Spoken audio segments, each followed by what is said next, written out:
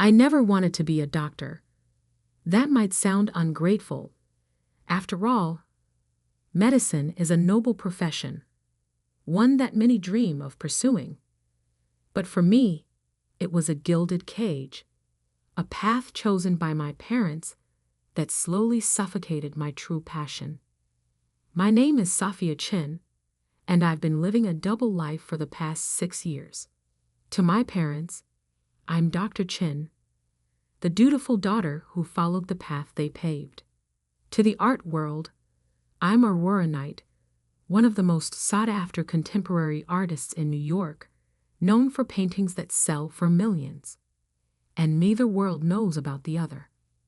The irony of my situation hit me hardest this morning as I stood in the newly renovated wing of Metropolitan General Hospital, my parents' pride and joy. They've both been prominent surgeons here for 30 years. The hospital was unveiling its new Healing Through Art initiative. And there, taking center stage in the main lobby, was my latest piece. A massive canvas exploding with colors, abstract yet somehow alive, purchased anonymously through my gallery for $2 million. My mother stood beside me, critiquing it with her surgical precision. "I don't understand modern art," she said, wrinkling her nose. $2 million for splashes of paint. The hospital board must be losing their minds. If only she knew those splashes of paint would pay for an entire year of the hospital's pediatric care program. My father joined us, his white coat pristine, as always. "At least it adds some color to the place," he muttered. Though I would have preferred they spend the money on new equipment. I bit my tongue, remembering the night I created that painting. I had just finished a 36-hour shift at the hospital, their hospital, and instead of sleeping, I'd gone straight to my secret studio. The emotions poured out of me onto the canvas. The exhaustion, the frustration, the constant pressure to be someone I wasn't. But my story really begins 10 years ago, when I was 18 and dared to dream of attending art school. Absolutely not. My father's voice had thundered through our house, making the fine china in the display cabinet tremble. "No daughter of mine will waste her life painting pictures." I stood in our living room, acceptance letter from the prestigious Art Institute clutched in my shaking hands. The same hands that had secretly won 3 national youth art competitions under a pseudonym. The same hands my parents wanted to train for holding scalpels instead of paintbrushes. "But Dad, I got a full scholarship. They say I'm one of the most promising young artists they've seen in years." My voice sounded small, even to me. My mother sat perfectly straight on our leather sofa, her expression a carefully constructed mask of disappointment. "Sophia, we've invested everything in preparing you for medical school. The extra classes, the summer programs, the MCAT prep courses. This isn't up for discussion." I never asked for those things. I protested, feeling the familiar pressure building behind my eyes. I never wanted. "Enough." My father cut me off. "You think art will give you a stable future? You think you can support yourself drawing pictures? Look at your cousin William. He tried to be a creative. Now he's 35 and still living in his parents' basement. But I'm good at it," I whispered. "Really good." My mother stood up, straightening her already impeccable blouse. "You're good at science, too. Top of your class in biology. Perfect MCAT scores. That's not an accident, Sophia. That's your true calling." I wanted to tell them about the paintings I'd sold online, about the gallery owner who'd seen my work and offered to represent me, about the fire that burned inside me every time I picked up a brush. But I knew it wouldn't matter. In their world, success had only one definition, and it wore a white coat. The acceptance letter crumpled in my fist. I had a choice to make: defy my parents and potentially lose my family, or find another way. That night, I made a decision that would shape the next decade of my life. I wrote to the Art Institute declining their offer, and I accepted my place at my parents' alma mater, Preston Medical School. But I also sent an email to that gallery owner, under my new pseudonym, Aurora Knight. "I'll need to work in absolute secrecy," I wrote. "No public appearances, no photos, no interviews, but I'll keep painting." His response came within hours. "Intriguing. Mystery can be a powerful marketing tool. Send me your next piece, and we'll begin." And so began my double life. By day, I threw myself into medical school, learning about human anatomy with the same precision I used to study color theory. By night, in a small studio apartment I rented under my alias, I created art that began to catch the attention of collectors worldwide. The first year was the hardest. Medical school was as demanding as my parents had promised, and there were nights I thought I would break under the pressure. But somehow, the exhaustion and stress only fueled my art. My paintings became more intense, more emotional. Critics called them raw, visceral, almost surgical in their precision. If they only knew. My first major sale came during my second year of medical school, a triptych that sold for $180,000. I celebrated alone in my studio, dancing silently among my canvases, knowing I couldn't tell a soul. My parents called that same night, proud that I'd aced another pathology exam. I let them talk, wondering what they'd say if they knew their dedicated medical student daughter had just been hailed as the most exciting new voice in contemporary art. The next few years followed the same pattern. I excelled in my medical studies, earning the praise and approval my parents had always craved. But in the art world, Aurora Knight became a sensation. My paintings sold for increasingly higher prices, and the mystery surrounding my identity only added to their allure. Collectors loved the story. The anonymous artist whose work seemed to capture the very essence of human emotion. "Your technique is remarkable," a prominent critic wrote. "There's something almost clinical in your understanding of human nature, yet your expression of it is pure poetry." I had to laugh at that. If he only knew how many hours I spent studying actual human anatomy. By the time I graduated medical school, I had earned enough from my art to buy a small private island. Not that I could ever tell my parents that. Instead, I dutifully accepted a residency position at their hospital, Metropolitan General, while maintaining my secret studio across town. The balancing act was exhausting, but something unexpected happened. I discovered that being a doctor made me a better artist, and being an artist made me a better doctor. My understanding of human anatomy brought a unique perspective to my paintings, while my artistic sensitivity helped me connect with patients in ways my colleagues couldn't quite match. But every time my parents bragged about their doctor daughter, every time they reminded me how right they had been to push me into medicine, I thought about the paintings selling for millions under a name they'd never know. Until this morning, when they stood in their own hospital, unknowingly criticizing their daughter's artwork worth millions. The same artwork that would fund the pediatric care program they'd been fighting to expand for years.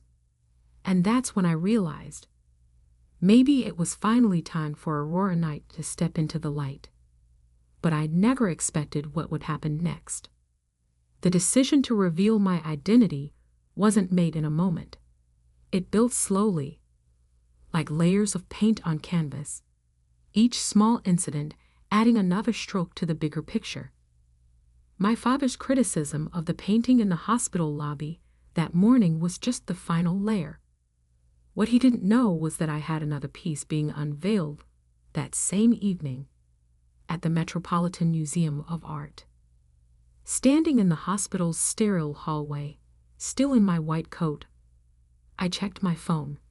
3 missed calls from Marcus, my gallery owner. A text message flashed across the screen. Major problem with tonight's unveiling. Need to speak ASAP.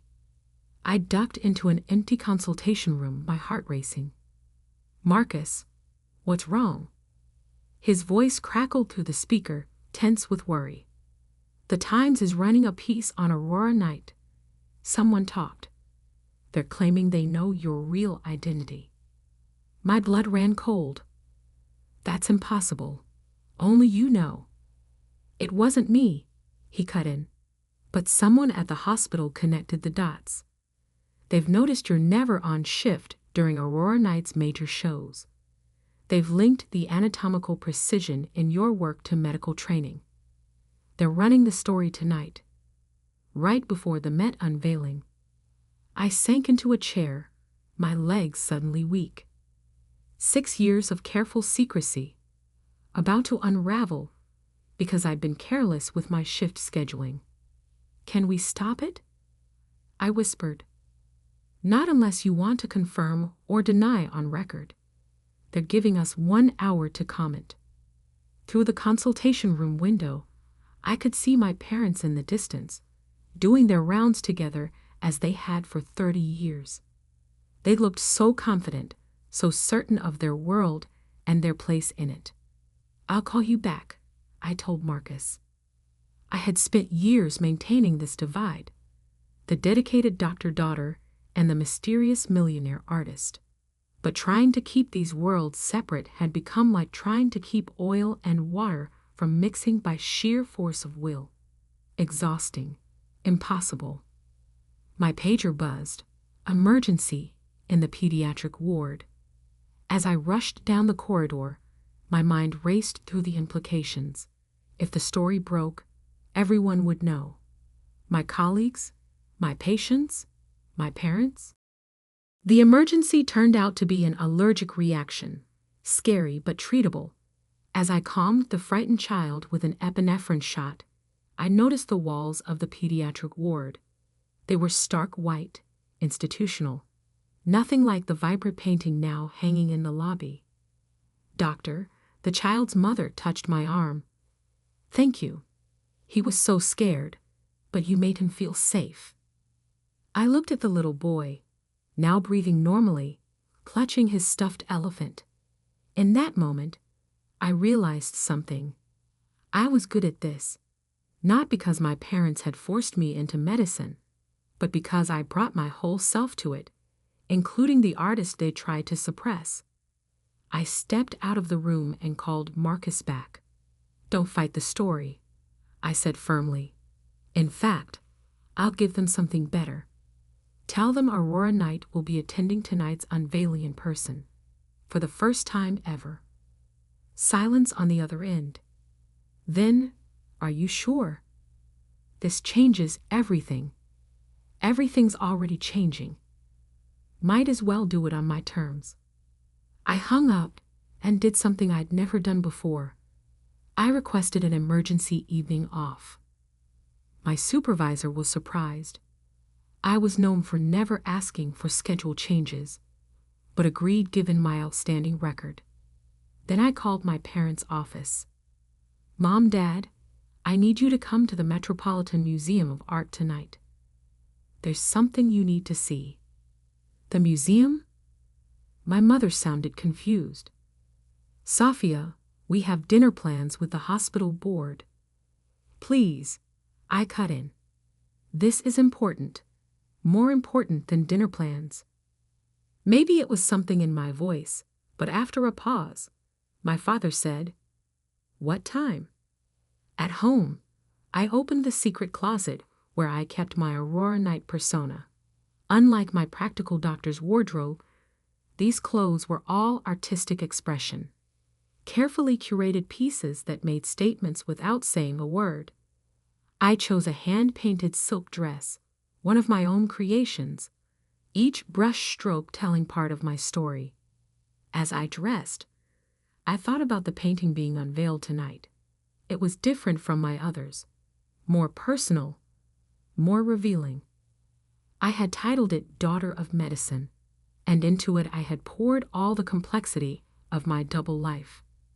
The central figure was a woman in a white coat, but her shadow on the wall was an artist at an easel.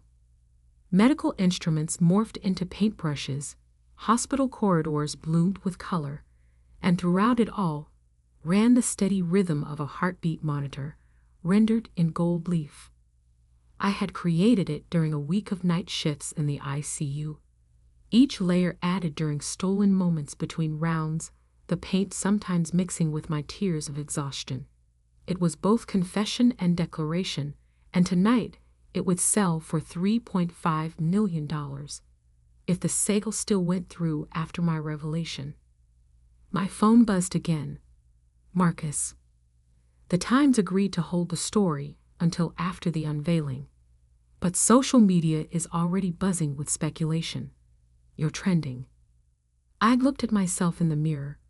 The elegant artist's dress, my hospital ID, still clipped to my bag out of habit. For the first time in years, I felt whole, undivided. Good, I said. Let them talk. The museum was already crowded when I arrived. The unveiling was the social event of the season, made even more exciting by rumors that the mysterious Aurora Knight might actually appear.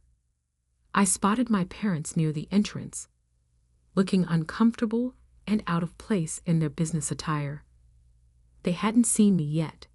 Behind them, under a velvet drape, waited my painting, my truth. In less than an hour, everything would change. Marcus appeared at my elbow, looking nervous. The press is here in force. Last chance to back out. I shook my head. Not this time. The museum director approached the podium, tapping the microphone. Ladies and gentlemen, welcome to this historic evening.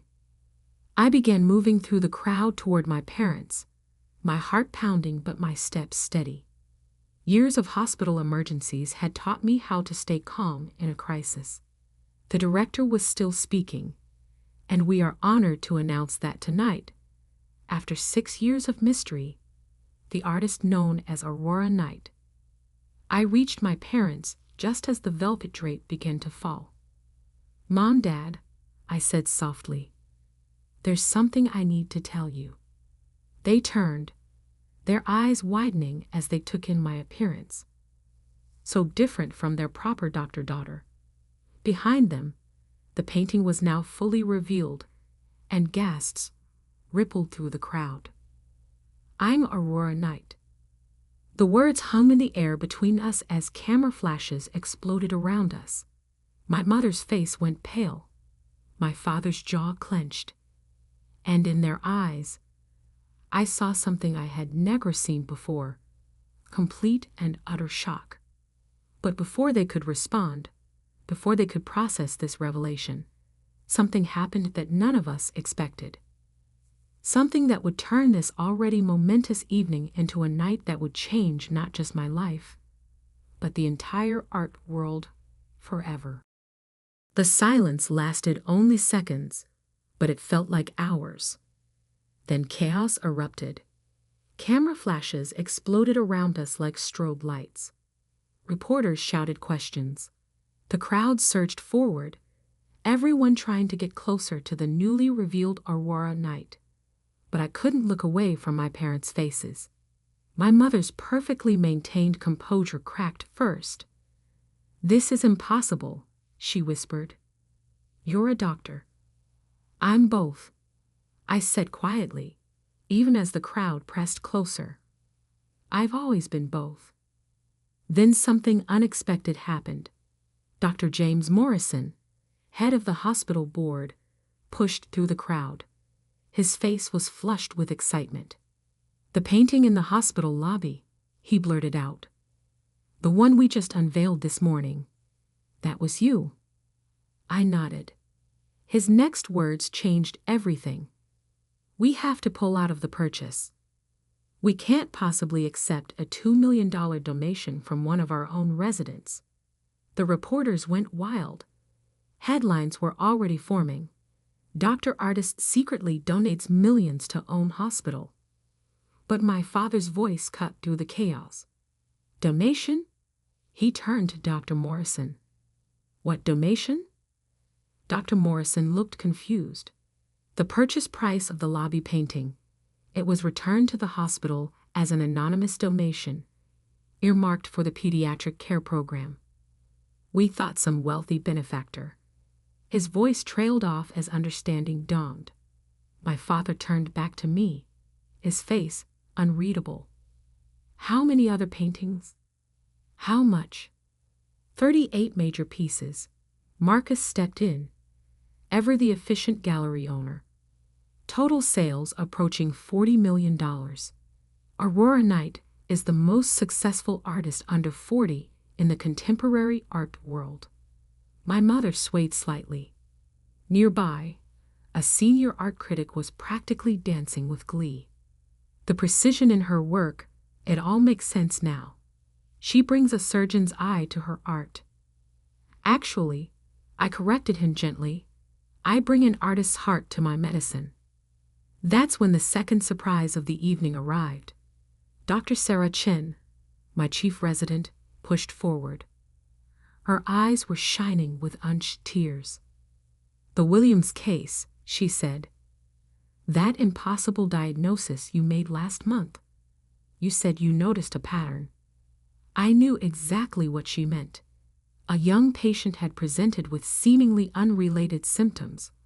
While other doctors focused on test results, I had noticed something in the distribution of his symptoms that reminded me of a color theory principle.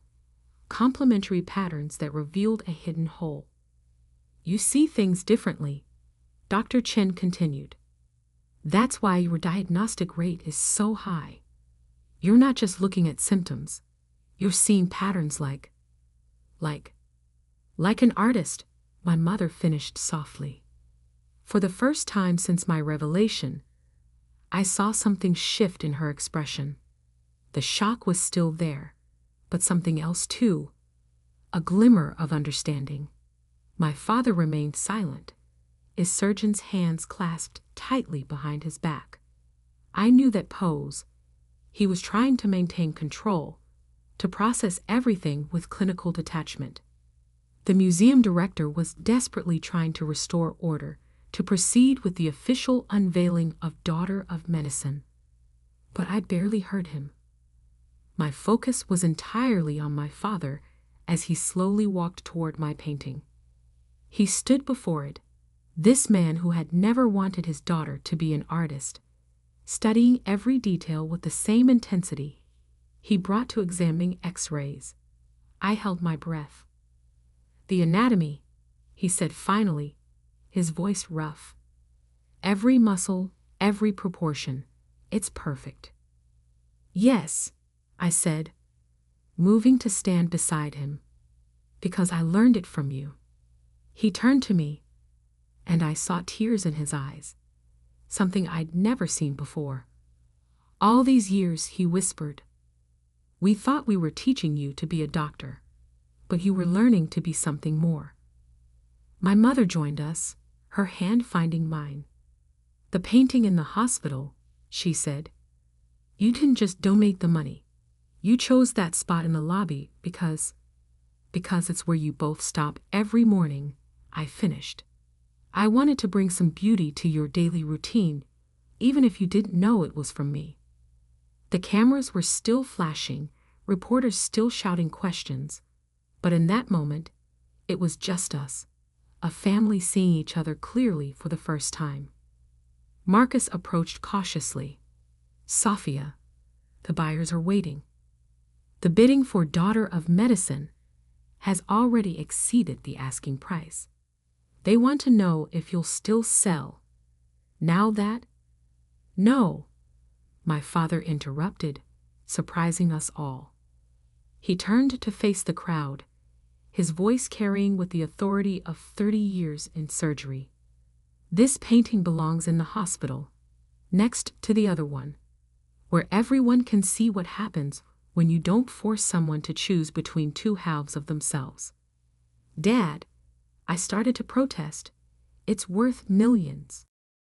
He smiled, and it was a smile I'd never seen before. Part pride, part regret, part wonder. So is my daughter. The story exploded overnight, of course.